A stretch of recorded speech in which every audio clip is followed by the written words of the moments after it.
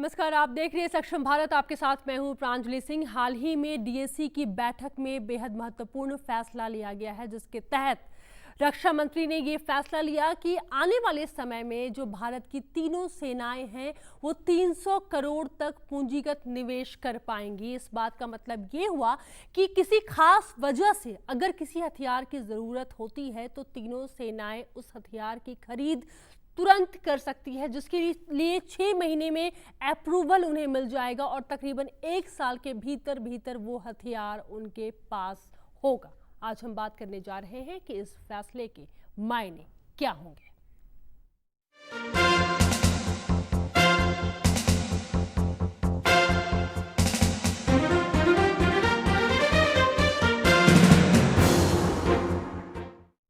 और स्टूडियो में इस वक्त खास मेहमान हमारे साथ में जुड़ चुके हैं, retired lieutenant colonel Anil Bhatt sir. Sir, बहुत बहुत स्वागत है आपका लोकसभा टीवी में। एक अहम फैसला देखा जा रहा है, लेकिन ये समझना बहुत ज़रूरी है कि इस वक्त में इस फैसले को लेने के मायने क्या है।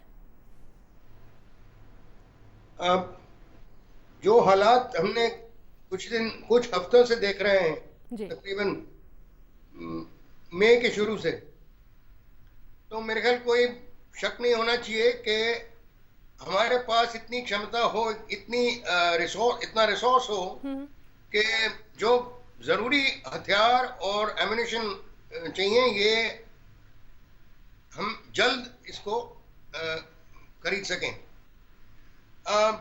अभी ऐसा है कि इस साल मार्च में 880 करोड़ डीएसी ने अप्रूव किए लाइट मशीन गन के लिए। जुलाई में 39,000 करोड़ जी 40,000 करोड़ अप्रूव किए गए वेरियस कई वेपन सिस्टम्स के लिए। इनको नेम नहीं किया जी। और अब जो ये 300 करोड़ डीएसी ने अप्रूव किया है, ये ज्यादा तो जाएगा एम्युनिशन के लिए, लेकिन स्पेसिफिकली 21 मिग 29, 12 सुखोई 30 और 1000 एस्ट्रा मिसाइल्स 1000 किलोमीटर के रेंज के हैं जी। काफी कारगर माने जाते हैं। तो इनकी और आर्मी की और रिक्वायरमेंट्स हैं अनमैन्ड एरियल व्हीकल्स, यूएवीज जिसको कहते हैं, स्पाइक एंटी टैंक मिसाइल्स और एक लॉइटरिंग म्यूनिशंस जो कि दुश्मन के ऊपर से फिर फैल के विस्फोट होता है उनका। सर, ये जो फैसला हुआ है अनिल सर, ये जो डिसीजन जो लिया गया है, जाहिर सी बात है कि बहुत सोच समझ कर लिया गया है। देखिए, क्योंकि ये तो जग जाहिर है कि तीनों सेनाओं में से अगर किसी भी सेना को किसी भी हथियार की ज़रूरत है तो एक बहुत लंबा इंतज़ार उन्हें करना पड़ता है। लेकिन मैं आपसे ये समझना चाह रही हूँ, चूँकि सेना के साथ में आप जुड़े रहे हैं, क्या आप समझा सकते हैं कि अगर मैं भारतीय सेना की बात करूँ तो कितना आगे उनके लिए जो रास्ते हैं वो कितने आसान हो चुके हैं? देखिए, अगर हम पीछे जाएं, इतिहास में जाएं, पिछले 70 साल जी, 1900 सबसे पहला युद्ध 1947-48 जो पाकिस्तान के साथ लड़ा, उसमें तो जो हथियार वो सेकेंड वर्ल्ड वॉर के विंटेज के थे वही थे। 1962 जो चाइना के साथ पहला युद्ध लड़ा हमने, उसमें भी हमारे हथियार बहुत ही पुराने थे और उसमें और भी कई कमियां थी जी। फौज की तरफ से नहीं, हमारे सैनिक की तरफ से नहीं, सरकार की तरफ से। फिर आया, लेकिन उसके बाद एक क्या कहते हैं, बहुत प्रोग्रेस ये हुई कि नई राइफल मिल गई हमें। तो 1965 की जो इंडिया पाकिस्तान वॉर थी, उसके लिए हमारे पास एक पहली बार इंडिपेंडेंट इंडिया के आर्म फोर्सेस में एक नई राइफल आई, इंडिया में बनाई हुई 7.62 सेल्फ लोडिंग राइफल ईशापुर की फैक्ट्री में बनाई गई जी। और 1971 जब आया तो हम, मेरे ख्याल ये एक लीडर हैं इंदिरा गांधी जो 1967 में जिन्होंने चीन को बहुत मुंह तोड़ जवाब दिया था। जब चीन की फौजों ने नथुला चोला सिक्किम में बहुत बढ़ा दिया था, बहुत फायरिंग वगैरह हम पे हो रही थी जी। उसका जवाब ऐसा दिया और के उसके बाद चाइनीज पीएलए ने ये हमसे भी दरख्वास्त की कि आइंदा जो भी हमारी लाइन ऑफ एक्चुअल कंट्रोल पे अनबन है उसको हम बातचीत से हल करेंगे, ना कि गोली चला के। और ये चलते रहा। ये एक किस्सा हुआ था 1975 में, जबकि पीएलए ने हमारे असम राइफल्स के एक दस्ते पर एमबुश किया और 4 उनके मारे। इसको छोड़ के आप समझ लीजिए कि 53 साल ये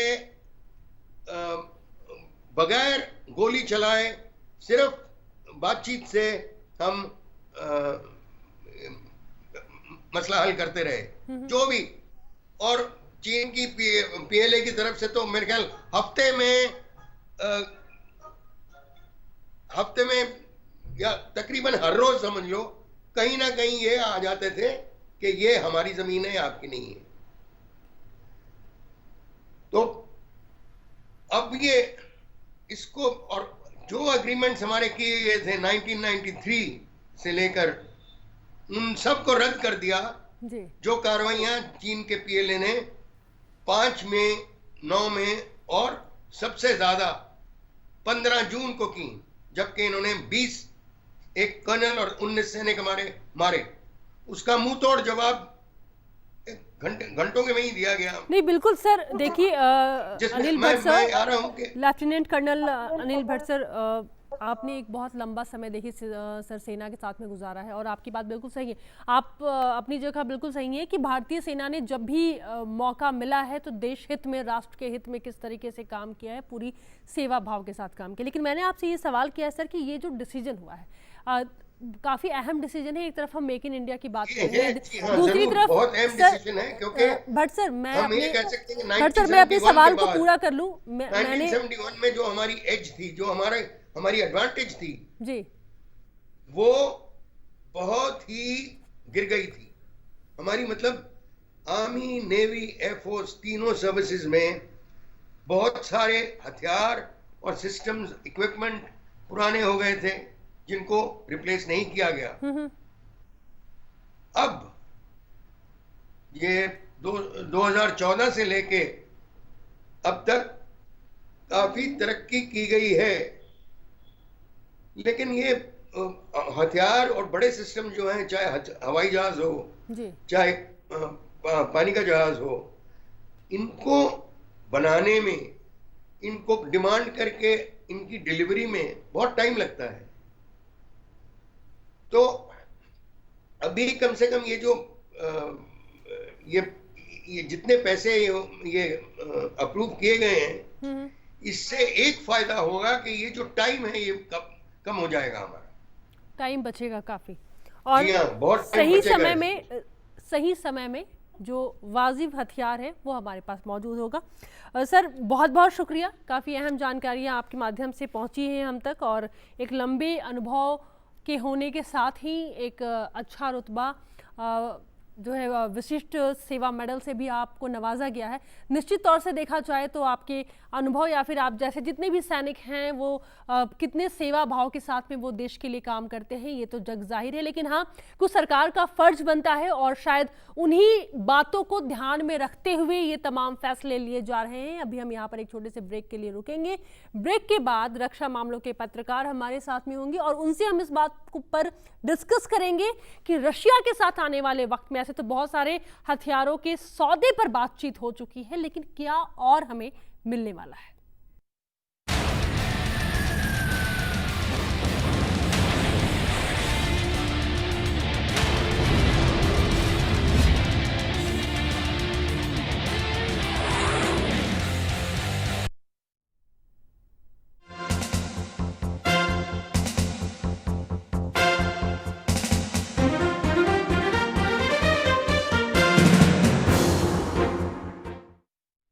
ब्रेक के बाद एक बार फिर से आपका स्वागत है। आज हम बात कर रहे हैं कि अब मुश्किल हालातों में तीनों सेनाओं को किसी ज़रूरत हथियार के लिए बहुत एक लंबा इंतज़ार नहीं करना पड़ेगा, जिसकी ज़रूरत सेनाओं को तुरंत है। आइए इस मुद्दे पर हम बातचीत को आगे बढ़ाते हैं। हमारे साथ में मुकेश कौशिक जुड़ चुके हैं, ये रक्षा मामलों के पत्रकार हैं। सर, बहुत बहुत स्वागत है आपका।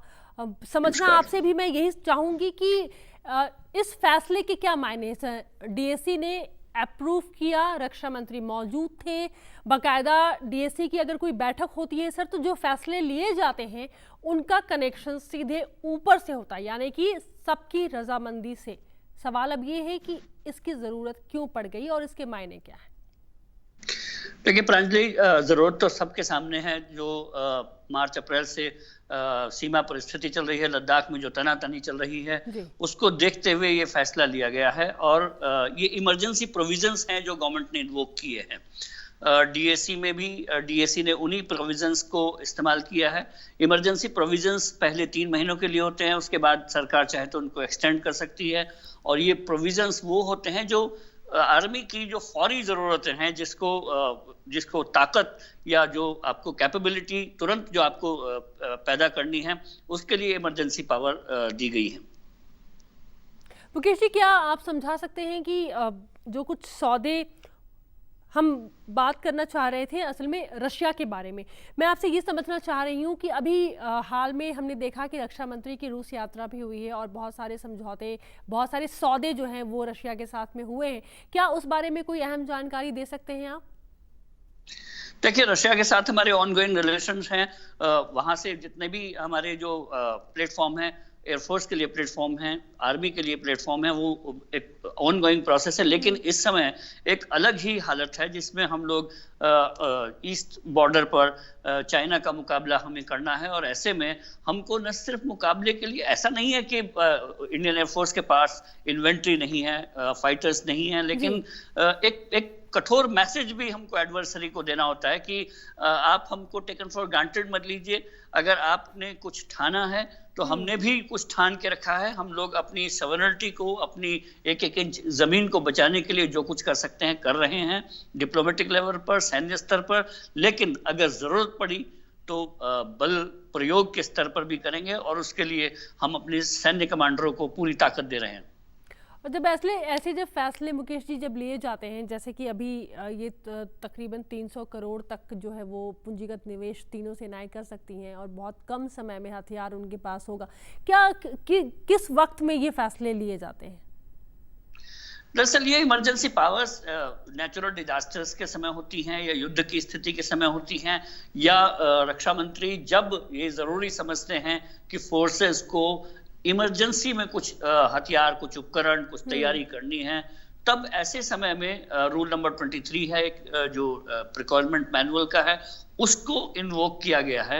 और इसको इन्वोक करने का अर्थ ये है कि सरकार अपने एडवर्सरी को, जो सीमा पार बैठा हुआ है, उसको ये बताना चाह रही है कि हमने अपने आर्मी कमांडरों को इतनी ताकत दे दी है कि वो अपनी जितनी जरूरत ग्राउंड लेवल पर चाहिए, वो अपने स्तर पर खरीदारी करके आपको मुंह तोड़ जवाब देने की स्थिति में हैं।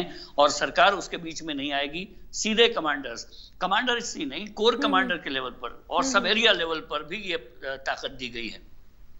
और ये जो सर अभी इस डीएसी की बैठक में जो और कुछ महत्वपूर्ण फैसले, जैसे कि MiG-29 को अपग्रेड किया जाएगा, Su-30 को अपग्रेड किया जाएगा, और कुछ लाइट टैंक खरीदे जाएंगे, मुझे ये एक बहुत अहम फैसला लग रहा है, जिसका कि भविष्य में काफ़ी एक बड़ा फर्क हमें देखने को मिलेगा। देखिए, MiG-29 खरीदने का फैसला, जो 21 MiG-29 खरीदने का फैसला बहुत अहम है, क्योंकि MiG-29 एक प्रूवन एयरक्राफ्ट है।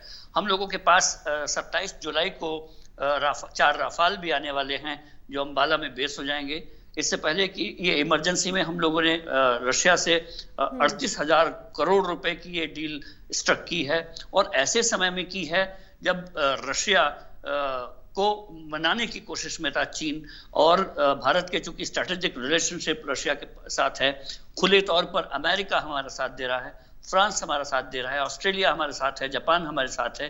रशिया के साथ ये वाली जो डील है MiG-29 एयरक्राफ्ट की, ये बहुत स्ट्रेटेजिक डील है, और ऐसे मौके पर की गई है जब चाइना रशिया को अपनी ओर झुकाने की कोशिश कर रहा था। आपने नोट किया होगा रक्षा मंत्री राजनाथ सिंह मॉस्को गए, उसके बाद वहां पर ये फैसला हुआ कि हम लोग MiG-29 खरीदेंगे। जिस दिन DAC ने फैसला लिया उसी दिन प्रधानमंत्री नरेंद्र मोदी और रूस के राष्ट्रपति व्लादिमीर पुतिन के बीच बातचीत हुई, जिसमें प्रधानमंत्री ने उनको बधाई दी उनके जो कॉन्स्टिट्यूशनल चेंजेस है, लेकिन मुझे लगता है कि उस फोन में ये जरूर बात हुई होगी कि चाइना से हमको कैसे निपटना है। तो उस लिहाज से देखें तो MiG-29 की ये डील एयरफोर्स के लिए तो बहुत मजबूत है, और लद्दाख का अगर कोई कॉन्फ्लिक्ट हुआ, जिसकी शायद संभावनाएं ना हो, तो ज्यादा अच्छा है, लेकिन अगर कोई भी कॉन्फ्लिक्ट हुआ तो एयरफोर्स की बड़ी भूमिका होगी। और अब हम बात कर लेते हैं सर, लाइट टैंक जो खरीदने पर भी बातचीत हुई है, तो मुझे लगता है कि अगर अभी के जो हालात हैं, ऐसे में एक कमी तो हमें खल रही थी। कमी है, कमी खल रही थी, और लगभग 10 साल से इस बारे में सोचा जा रहा था कि जो लाइट टैंक हमारी सेना के पास होने चाहिए, क्योंकि हमारे एडवर्सरी चाइना ने इसका टेस्ट किया है। तिब्बत में ही अपना जो M15 टैंक है उसने इस बार पहली बार टेस्ट किया है। माउंटेन एरियाज में लाइट टैंक होना एक बहुत बड़ी ताकत होती है, और भारत ने इस पूरी डील को गो अहेड किया है। कुछ लोगों ने इसको ये भी आलोचना की कि DRDO इसको बनाने के लिए तैयार था, लेकिन इस समय आलोचनाओं का समय नहीं है। इस समय हमको पूरी तैयारी पर ध्यान देना है। टैंक जो कि एयर ड्रॉप किया जा सकता है किसी भी छोटे छोटे टेरेन में, और गालवान घाटी ऐसी घाटी है जहाँ पर लाइट टैंक की बहुत जरूरत पड़ती है, या कुछ ऐसे इलाके इस फ्रिक्शन के हैं ईस्टर्न लद्दाख में, जहाँ पर मुझे लगता है कि इस तरह के टैंकों की अहम भूमिका होगी। और मुझे ये जो गो अहेड मिला है आर्मी को, ये बहुत मौके पर मिला है लाइट टैंक का। अब हम बात करते हैं सर कि ठीक है, ये अप्रूवल तो मिल चुका है, लेकिन हम साथ साथ हम इस बात पर भी ध्यान दे रहे हैं कि हम किस तरीके से अपने ही देश में हथियारों का निर्माण कर सकते हैं। जैसा कि प्रधानमंत्री ने भी आत्मनिर्भर भारत का मूल मंत्र दिया है। सर, मेक इन इंडिया के तहत रशिया के साथ हमारे तकरीबन 12 अरब डॉलर की जो है वो परियोजनाएं चल रही हैं, और बहुत हद तक हम सपोर्ट ले रहे हैं रशिया के साथ में। तो अगर ऐसी किसी बात को, अगर ऐसी किसी चीज़ों को अगर अप्रूवल दी जाती है जैसे कि DSC ने दी है, तो क्या इस तरफ भी सरकार का पूरा ध्यान होगा कि जिस मूल मंत्र के तहत वो बढ़ रही है उसमें कोई अड़चन ना आए, चाहे बात हम मेक इन इंडिया की कर लें? देखिए, मुझे लगता है कि इस तरह की जो अप्रूवल्स हैं उससे हमारे जो ओवरऑल नेशनल ऑब्जेक्टिव्स हैं उन पर असर नहीं होता है।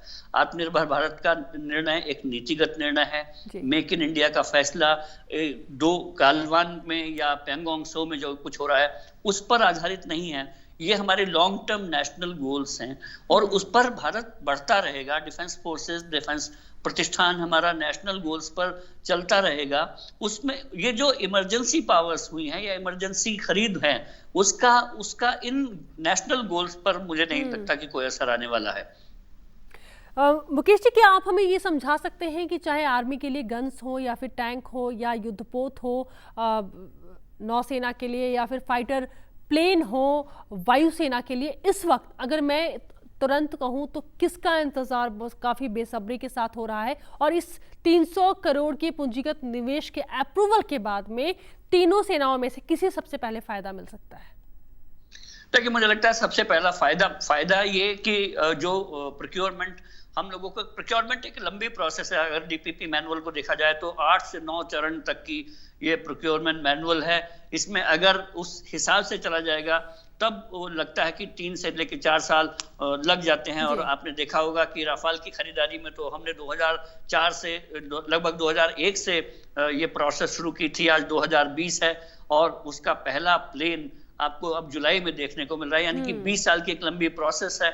लेकिन उसको शॉर्ट सर्किट करने के लिए प्रोविजन रखे गए हैं कि जब देश संकट में हो, इमरजेंसी में हो, आपातकालीन स्थिति पैदा हो गई हो, तो हमारे जो जनरल्स हैं वो अपनी तैयारियों को अंजाम दे सके। जैसे कि ये जो 300 करोड़ की अप्रूवल मिलते ही सेना ने एक बहुत बड़ा फैसला लिया कि वो अब असॉल्ट राइफल खरीदेंगे। 72,000 असॉल्ट राइफल खरीदी जाएंगी।